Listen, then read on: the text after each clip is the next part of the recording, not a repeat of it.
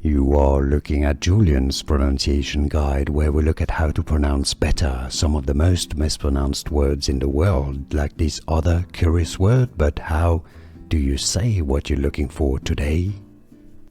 Let's learn once and for all how to pronounce the name of this German filmmaker, photographer. If you want to learn more confusing names, including from Germany, make sure to stay tuned. I've got more videos for you pronounced in German. Wim, yes, W in German is pronounced like a V.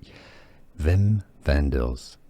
Wim Wenders. Therefore, in English, pretty straightforward to say his name as Wim Wenders. Wim Wenders. Here are more videos on how to pronounce more confusing words and names too many mispronounced. Like this video if you found it useful. I appreciate your support. I'll see you soon and thanks for watching.